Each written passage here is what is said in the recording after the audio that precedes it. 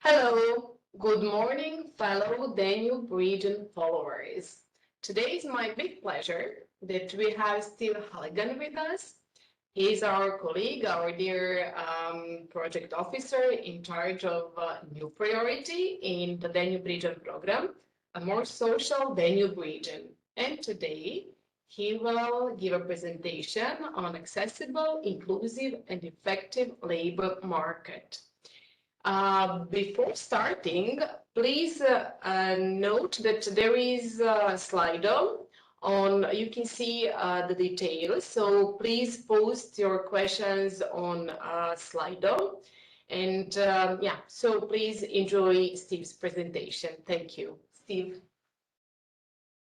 Thank you, Mariana.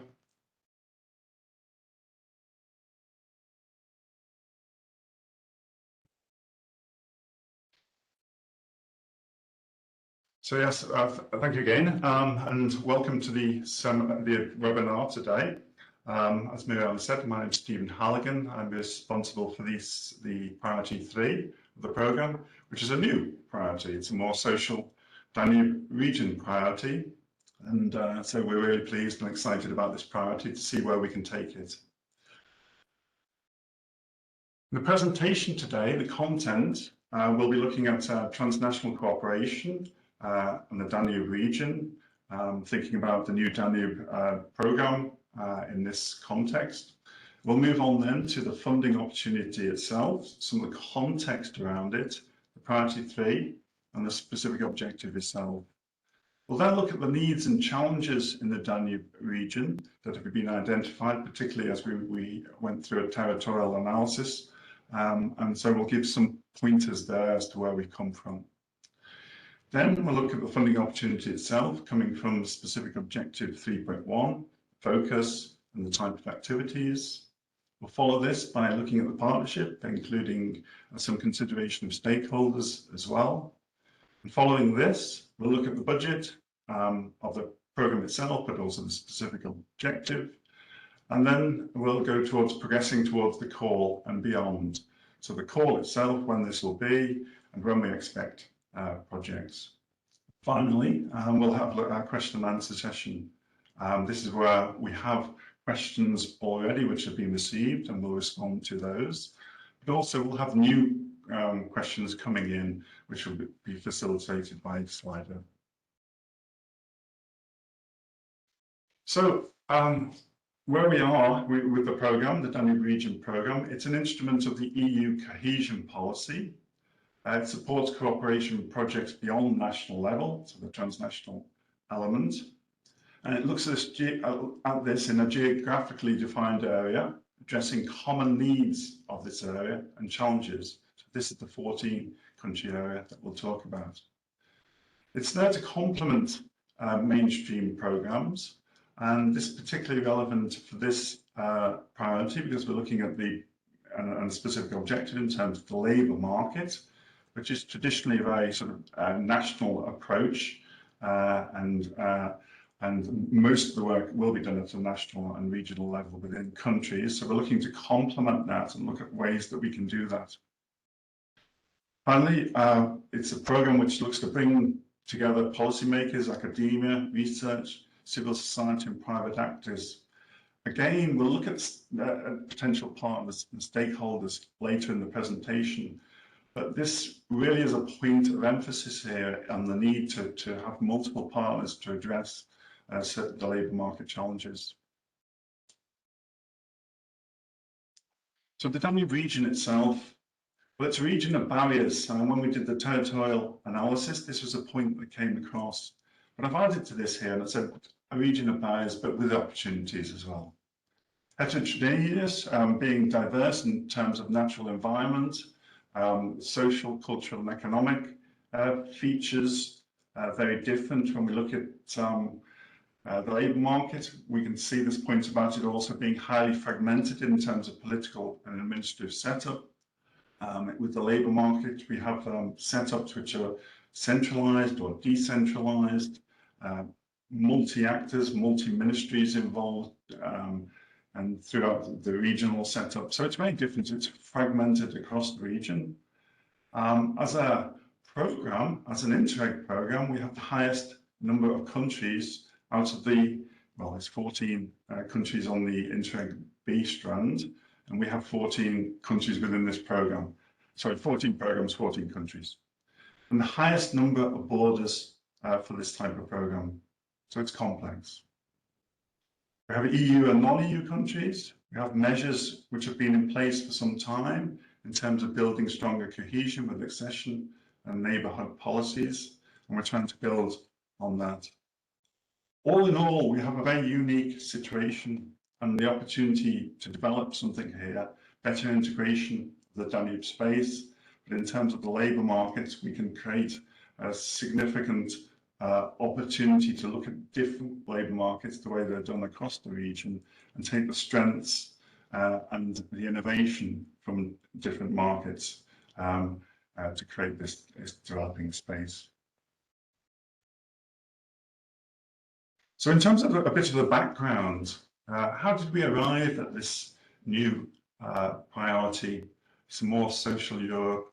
Well, in 2017, the European Pillar of Social Rights came into being. And this was a set of principles, 20 principles, to act as a compass, a sort of guiding sort of way to include more of a social emphasis on programmes and the work under the Commission and the EU. One of the principles, one of the three, actually the three main areas of this is equal opportunities and access to the labour market. And so this is where we're coming from in terms of this development of a more social Europe. Interestingly, one of the three committed targets for 2030 is that at least 78% of people aged 20 to 64 should be in employment. This is a target, and we'll look at this on the next slide. In terms of the overall priority, we have three specific objectives. The first is the one we look at today, and that's accessible, inclusive, and effective labour markets. The second is accessible, inclusive, quality services in education, training, and lifelong learning, and we'll have a webinar on that next week. And the third is socio-economic development through heritage, culture, and tourism. And a webinar will follow on this also. But it's the first one that we'll look at today: accessible, inclusive, and effective labour markets.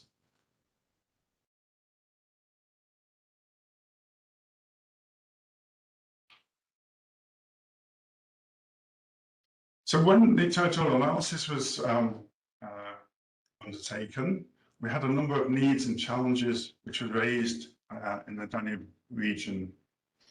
But before we look at this, I'd like to just comment that in terms of the recent trends, there have been significantly increasing employment rates and lower unemployment rates. In fact, to some historical lows in terms of unemployment in some of the countries around the Danube region. So we must recognise that there has been some significant developments in recent years. Having said that, we still have low employment rates for parts of the Danube region, particularly with vulnerable groups in society at disadvantage across the region. If we look at the chart on the left of the slide, we see this difference from left to right. So we see there with Germany, we see a relatively high employment rate at something in the region of 75%. But yet at the far right, we see the rate dropping to around about 50%. So there's significant differences in employment rates within the region, which we'd like to tackle. As I mentioned, there are difficulties in all the countries in terms of some of the long-term unemployment for vulnerable groups. So this isn't changing as quickly. So there's significant long-term unemployment cohorts which are not improving at any rate of significance. And these include vulnerable groups in terms of, and we'll look at some of these, but we're looking at aged, we're looking at minorities, we're looking at disabled, youth, women, and these generally are not changing as quickly. So we have a common challenge there across the region. We have industrial change. We have parts of the region in which there are monofunctional sort of industries in terms of regions which are relying on one source of employment. Now, this is changing. Either these are ceasing to exist or that's in decline, but this needs to be addressed across the region. There's demographic change also. So we see significant problems across Europe, but also within the region. And according to Eurostat, we're looking at current rates of we're looking at for every 4 working people, we have 1 sort of not working, so 4 supporting 1. But this is anticipated, according to Eurostat, to possibly change to 2 to 1 as a ratio. So it's a significant challenge in the medium long term.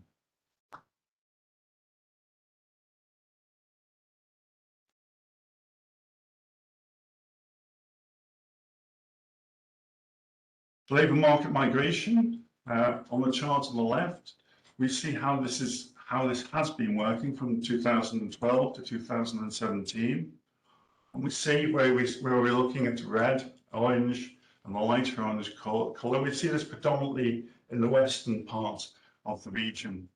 And this relates to the inflow of migrants, so increasing migrant populations here. Whereas on the right-hand side of the table, what we see is the green colours, the blue colours, and this is net migration out. So we see this east to west trend of migration, which of course creates difficulties for potentially for both parties, but more so for those who are losing the migrants and the labour potential in the regions and the towns and the villages. We have also, at the same time, we're talking about some of this long-term unemployment and employment difficulties, but at the same time, we have demand-side skills gaps. So we have employers who can't find suitably trained employees with the skills that they need.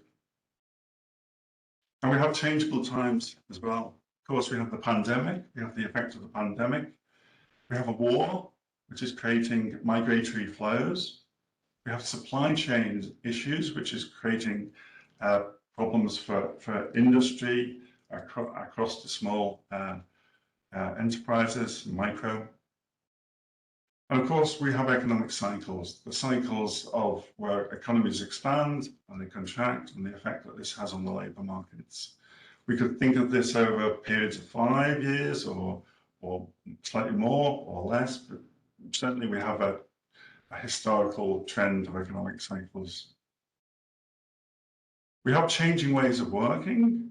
Obviously, this has been driven in part by some of the pandemic, for example, but also changes in technology. So we have resulting, for example, home working and different ways of operating for companies. All in all, this changeable situation creates a need for different services, to react to this. And so the employment services have capacity issues to deal with the changing times. And so this is important for this to develop and to react to the change itself.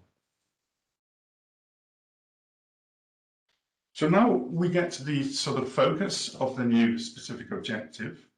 And these are the areas that we would advise and indeed must really be concentrated on for this specific objective. The first of these is the integration of vulnerable groups. So we spoke about vulnerable groups into the labour market, and this is with a special attention on regions that display high proportions of disadvantaged. The second is in connection with retaining skilled labour. This is about developing a more sustainable migration of educated people. Thirdly, we have capacity building for the employment support bodies.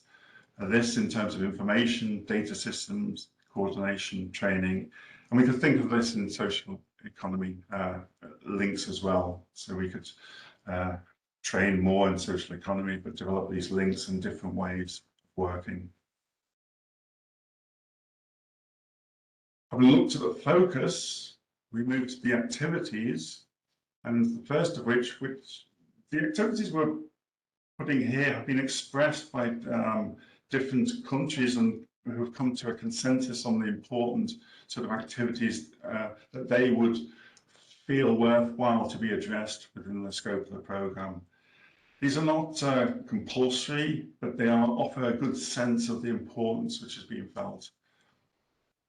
So the first of these is joint coordination of policies and planning aimed at integrating disadvantaged groups to support inclusive employment in regions that display high proportions of disadvantaged populace.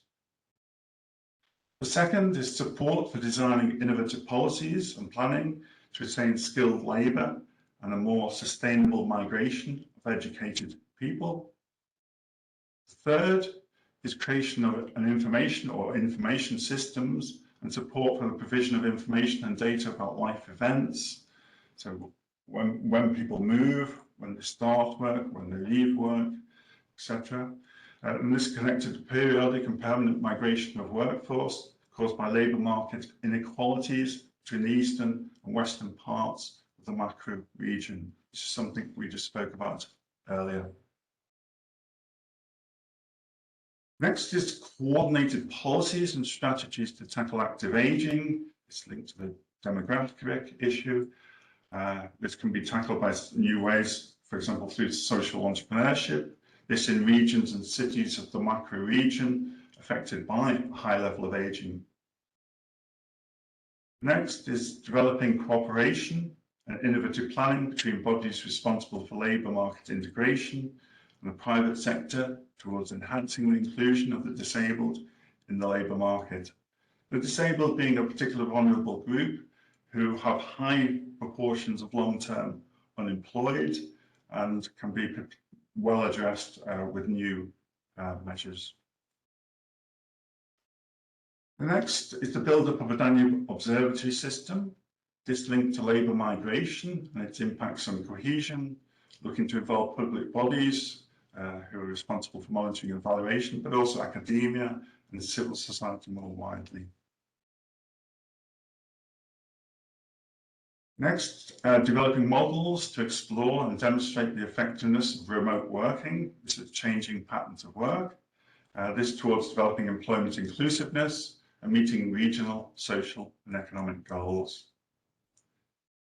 The next is restructuring and diversification of employment, looking at integrated action plans for employment, special focus on the spreading of innovative structures, and particularly around this issue of declining industry around monofunctional agricultural regions.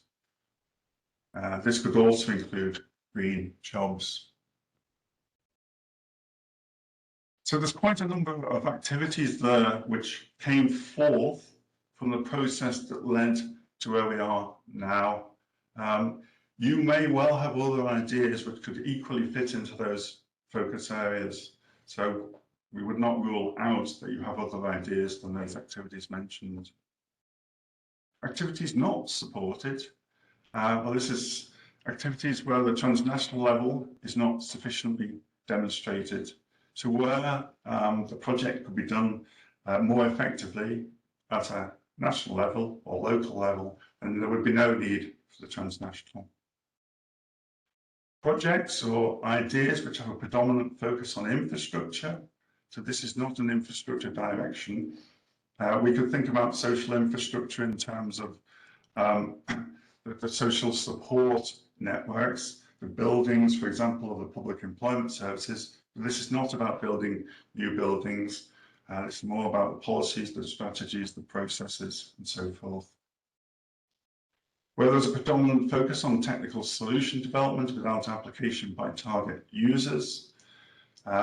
This could come into play, for example, when we look to perhaps develop observatories. We wouldn't want a technical solution only with this, but we'd like this to move to application. A predominant focus on research and data collection without translating it into applied solutions. Well, historically, if we think back to the Southeast Europe programme, which is 2 programmes back, at the first call of that program, we had an awful lot of pure research type applications which came in. This is not the focus it wasn't the focus of that program, nor the Danube Transnational, or the focus here. So again, it's about moving to applied solutions, the policies, the strategies, the action plans, the pilots. When we develop partnerships, there's certain considerations which we have to take into account. It's a minimum requirement. There's 3 financing partners from 3 Danube region countries. We need to ensure this broad territorial impact. So we would find it unusual if we had just 3 financing partners in a project idea. And when we'll look at partners and typical stakeholders for this particular specific objective, but we can see that there's a link between the public and the social economy actors, but also the private and other bodies as well. So it's a balance of involvement that we're looking for. And this is where we come to the number of project partners. We don't have an ideal number of partners. Historically, we could think around about 12 partners has been the average, but we would emphasize that it's the idea and your partnership and how you put those together to meet the challenge that will dictate the number of partners that you should have. Integration of non-EU countries. This is very important in terms of the program. We are looking to improve this in the sense of creating more opportunity for partners from non-EU countries to get involved. So at the moment we have planning towards looking at the assessment and giving some sort of weighting for those ideas which include partners from non-EU countries. So one of the changes for this new program is that we now have what are termed Interreg funds. Now this means that no longer will we have a differentiation between ERDF, EPA and the NDICI, or were the ENI funds. These will now be in one pot, so to speak, and this will create more of an equal opportunity in terms of we won't have these sort of necessarily these limits of funds for particular regions. So, for example, in the Danube Transnational Programme, at the start of this, at the start of the programme, we had difficulties in terms of the EPA funds. So we had to cut back on a number of projects who involved partners, cut down the EPA funds. So this should not happen at the start of this programme. There may be some limits that come in during the latter phases of the programme, but at the start, we shouldn't have problems like that. One final point on this slide is about the lead partner status. This can now happen for all Danube region participating countries.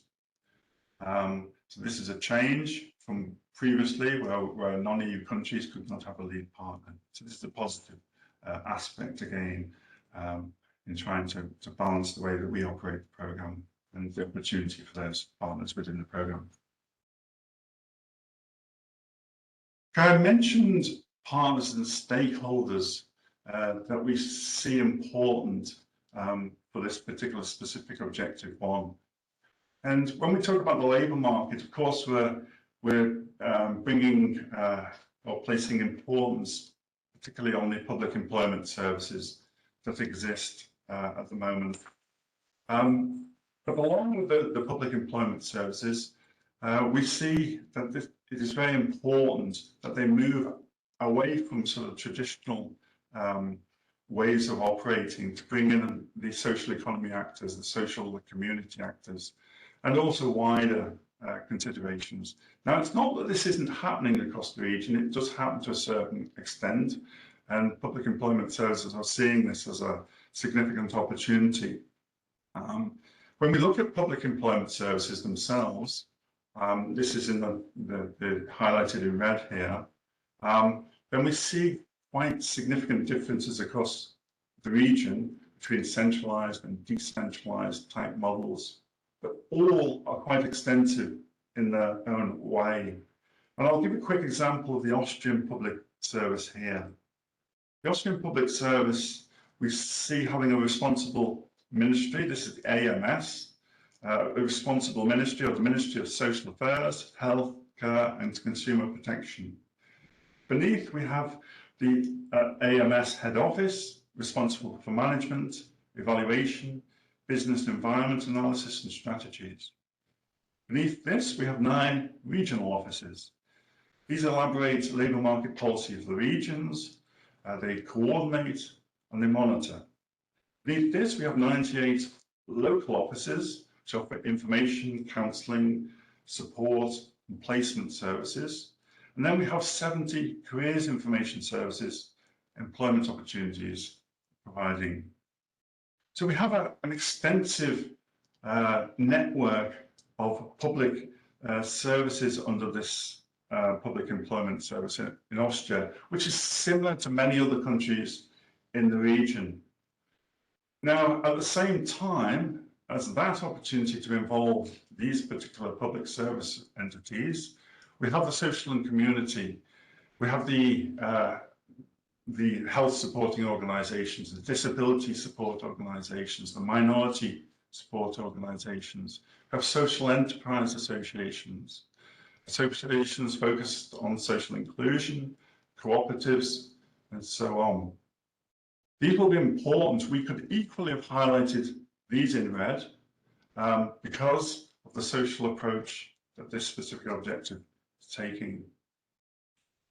We also have the importance of education and research bodies, labour market research institutes, for example, social innovation institutes, and we also would include the education and training bodies, the vocational education and training providers, etc., and those responsible for this side of the labour market support. However, we would emphasise that this fits more within the specific objective 3.2, which we'll deal with next week, but still could be partners, but not the focus within this specific objective. We have employer and employee organisations, Federation of Industries, Chamber of Commerce, trade unions, local employment partnerships, and economic chambers. These can also play a significant role within the projects that we expect in the future. And finally, we have some interesting international organisations, for example, the International Labour Organization. Now, in certain parts of the region, they are particularly active, most notably, I would say, the Western Balkans, and they offer significant sort of approaches in terms of strategies and developing the labour market strategy for countries and directions.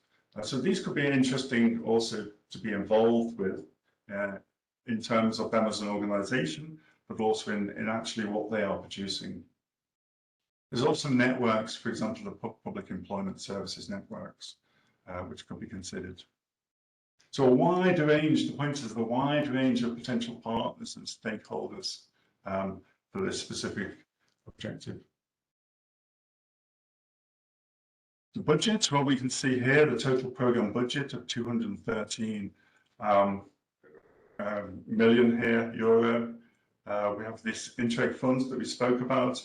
It's now a single pot. In terms of the contribution, there's a change from the previous programme. It's now EU contribution part is 80%. In terms of priority 3, the total budget, we can see that it's 51 million, just over. 50% of the overall budget is available in the first call of proposals. So obviously, it's a significant weight towards the first call. Points of interest will be, and will need to be considered, is that there's no advance payment of Interreg contributions. So unlike some of the programmes, it is paid in arrear. So once activity has been carried out, then the payment comes later. So the importance of this is that organisations who are involved with this, partners who are involved with this, should have sufficient standing, financial standing, to take this no advance payment of contribution.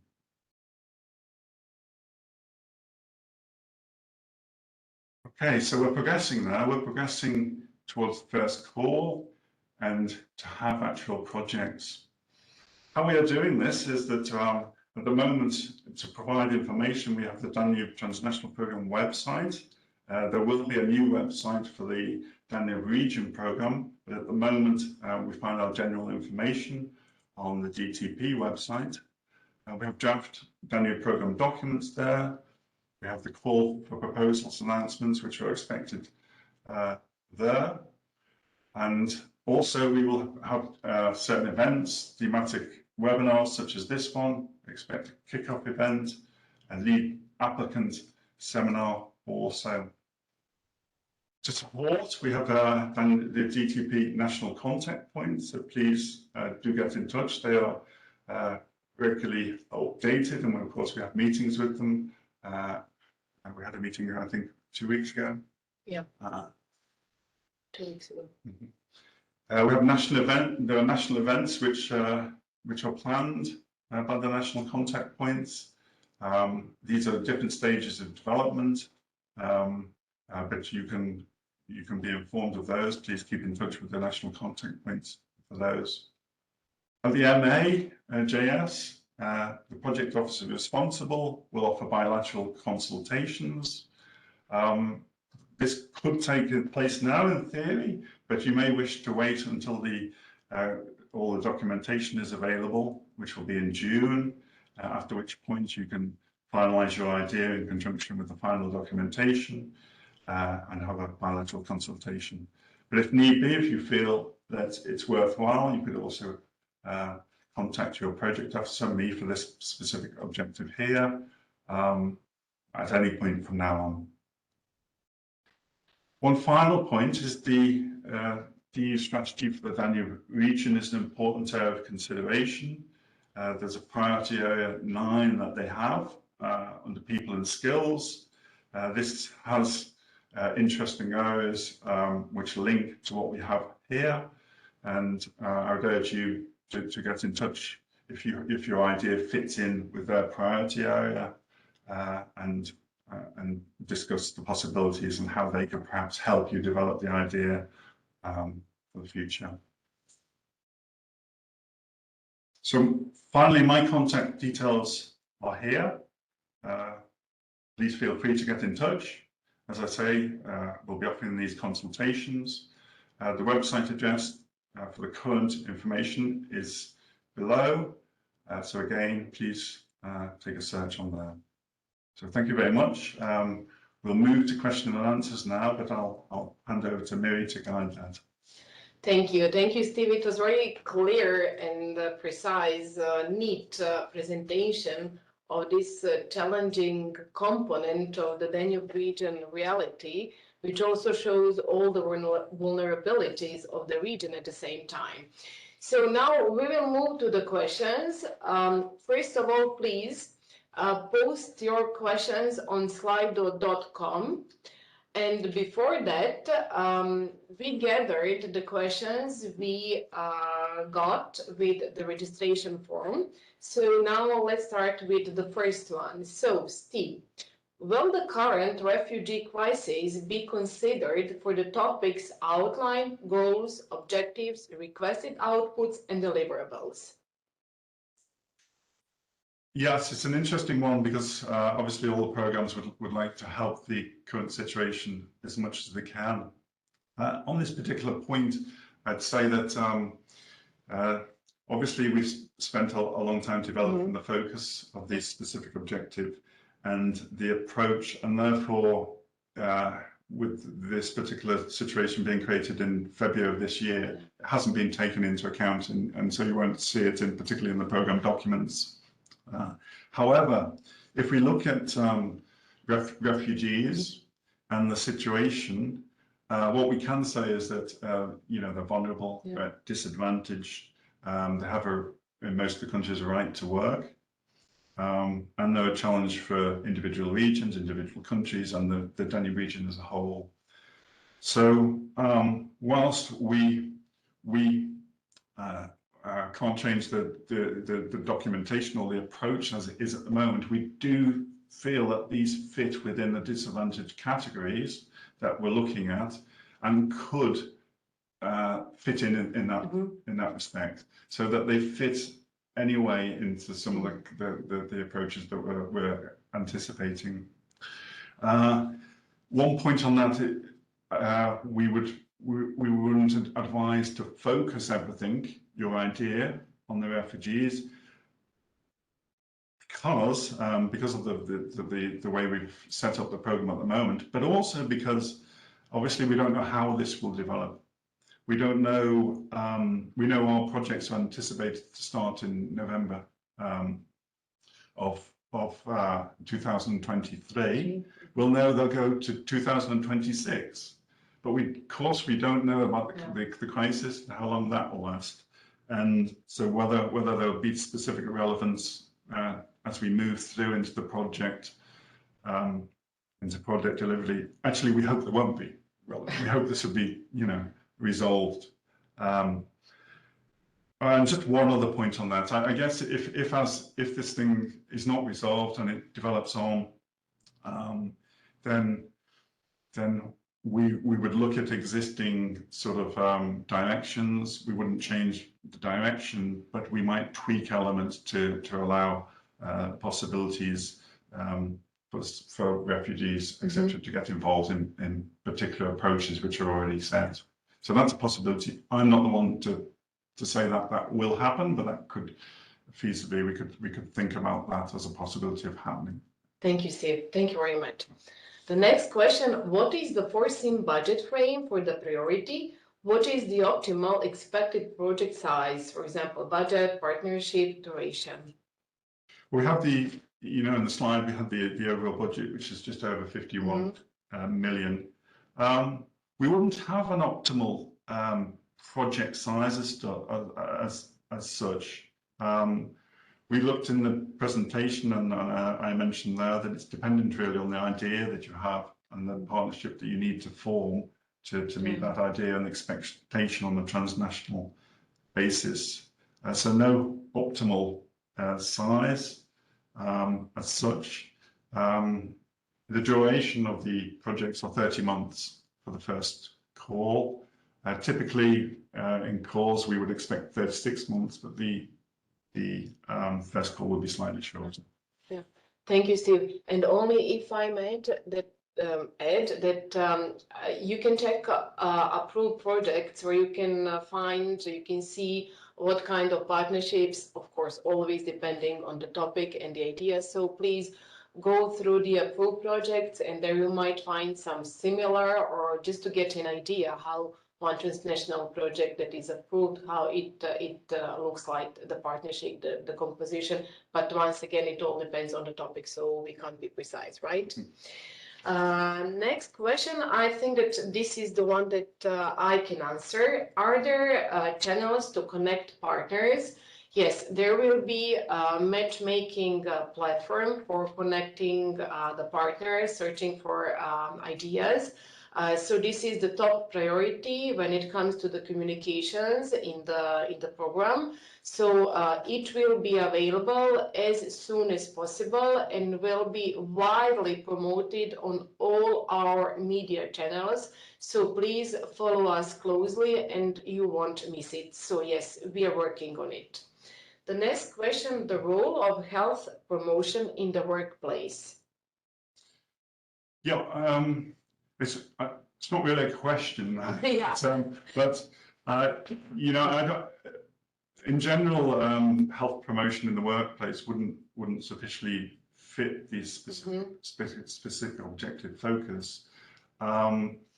You could think about health and the health support, for example, for disabled, in terms of supporting the possibility for them to be involved in the workplace because of the health support. So there could be angles that could be looked at on health, but general health promotion, no, it wouldn't. There is one question, how we can find partners from Romania to apply for projects, but this is not specifically for Romania, but for all the countries in the program. So yeah, it's probably a bit of both of us here. There's the partner platform. yeah. Which maybe you can. Yeah, which I.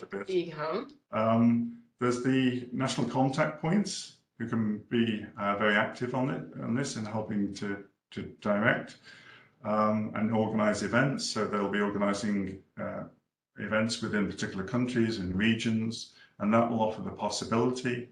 But I think it's worth talking about the partner platform.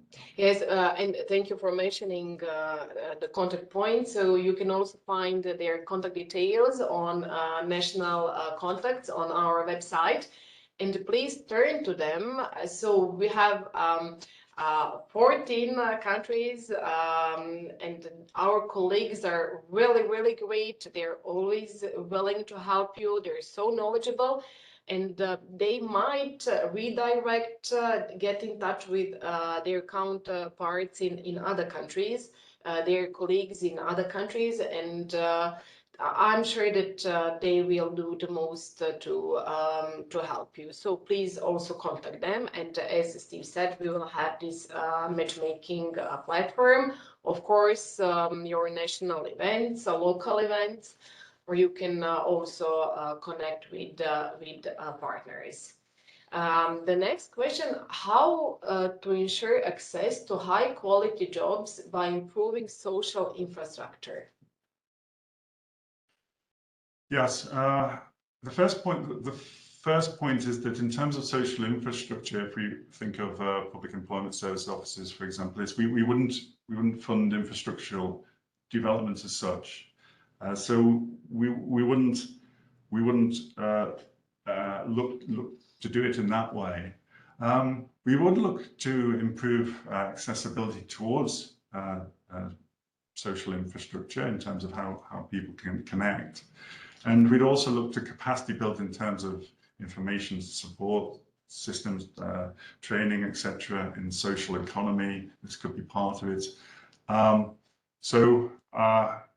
Yes, I mean, in terms of social infrastructure, we wouldn't look to offer new buildings, for example, in rural areas as such, but we'd look at different ways of connection to improve the offer. Yeah, thank you. Eligibility of costs and criteria. Yeah, I'm not sure about the specifics of the question here. What I can say is that that we'll have the documents, or the documents are expected to be ready by the second part of June. So we'll have the full guidance then in terms of eligibility, costs and criteria, etc. But that will be in the second part of June. So second part of this month. Yeah. Thank you, Steve. Then we're looking for partners, but I think that we already applied to this question. Database, energy management, information system, reporting and verifications in the building sector. Okay. So this doesn't fit within what we're speaking about this morning. I would suggest to look at priority 2 of the program. There was a webinar on that last week, and I think there's a recording of it. So I guess whoever inquired about that should take a look at that webinar, and also the information on the program, which is already available on the transnational website. Thank you, Steve. What priorities for inclusive and social business in Danube region? Yeah, I mean, I think social business, when we looked at these sort of stakeholders, looking at social enterprises, etc., could very well fit in here. In parts of we could see them fitting into project ideas here. They could also fit into other priorities. Priority 1, for example. So we could see these fitting. Yes, they fit in to a number of areas within the program. But you have to explore those in terms of the ideas that they fit. And which specific objective is the appropriate one for them. Thank you. So we're moving to another one. What is the minimum number of partners to be included in the project? Is it possible to involve Ukrainian partners in the project? Yeah, well, there's no minimum number of partners. When we spoke about, the type of numbers in the sense that it should really link to the idea and the transnational implementation of that idea. So no maximum numbers of partners. The minimum is, as we said before, is 3 partners. But again, we're looking typically for more to meet the typical transnational ideas on the programme.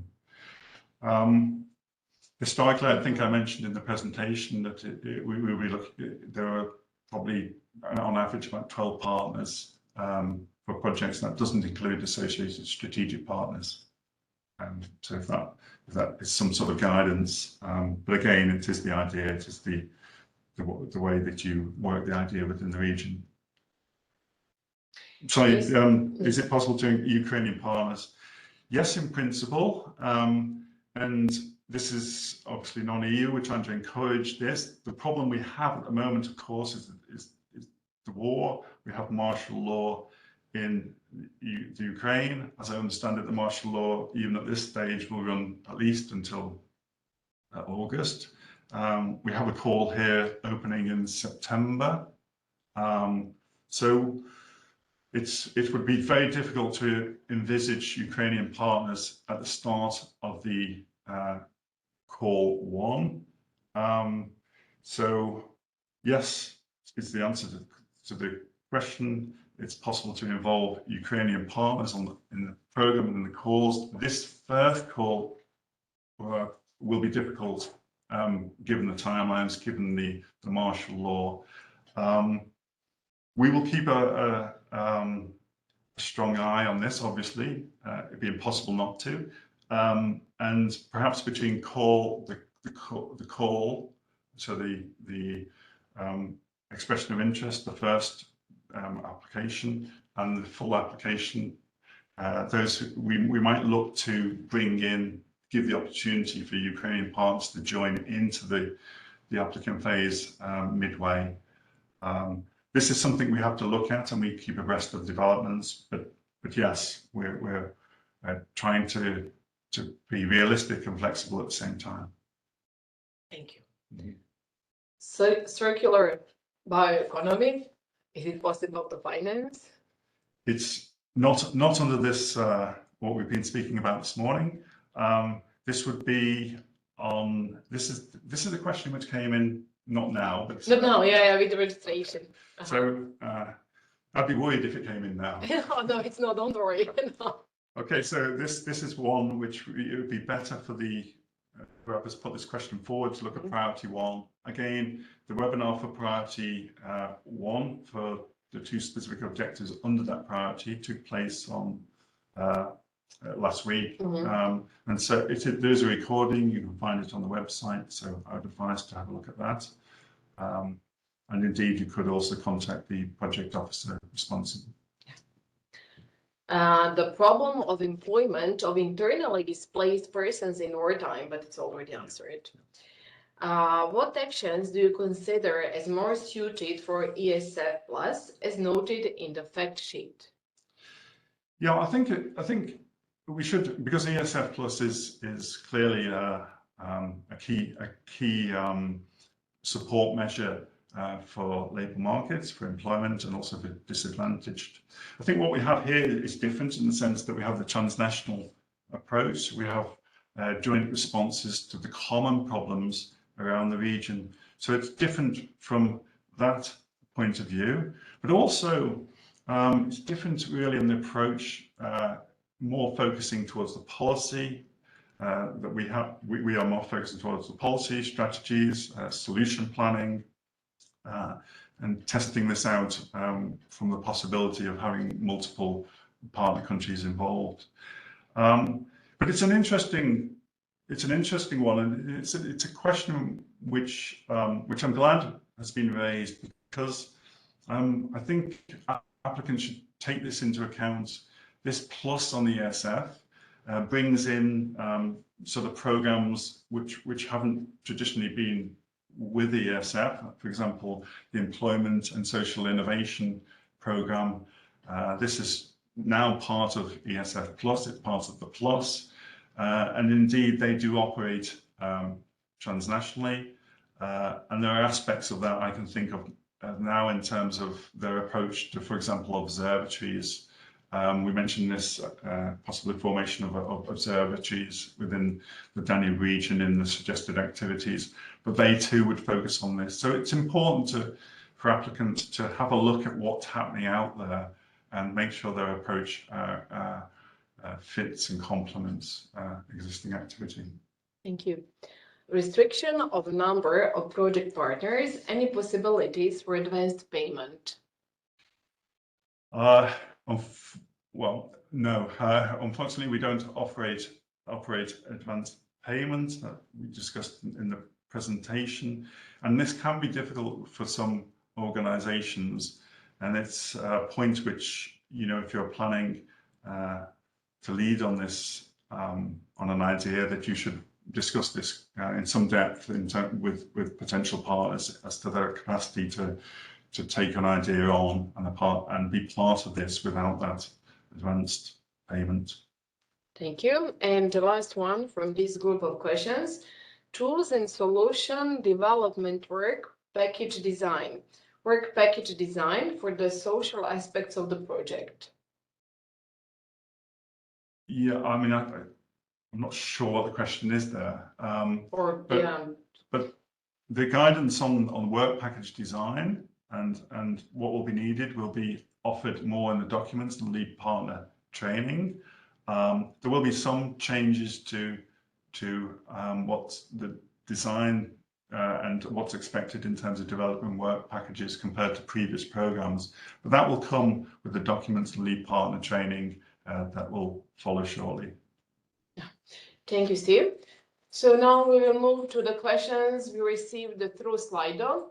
Is the participation of PAS condition to be successful in this priority? No, is the short answer to that. Obviously, as I tried to highlight, they play a key role in the labour market and trying to develop employment within countries. But as a big part of this, we're also trying to look at different ways of complementing this with different actors, with more social economy actors as well. We could expect most of the projects to have some sort of link in to the public employment services with their role and the scale of the operations that they have, but it's not a condition, and you could equally have a successful project with or without PES. Thank you.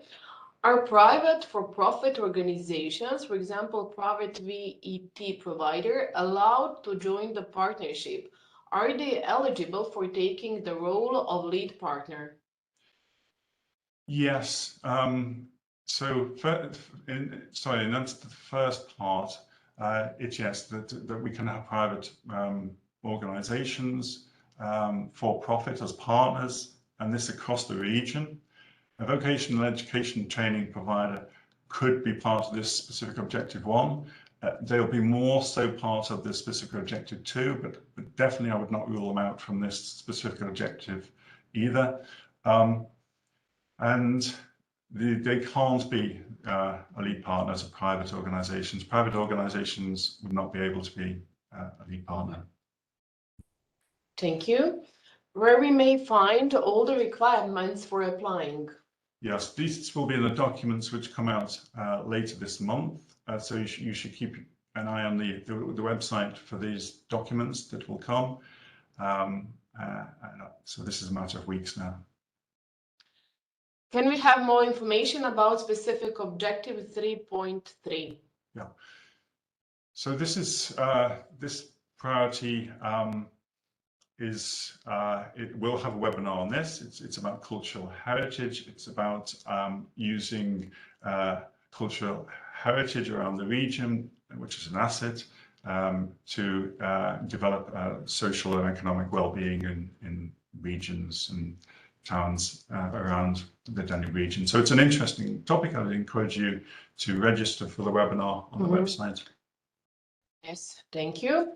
Is it planned to offer consultation opportunities for project ideas? If yes, in which phase of the call? What is the schedule?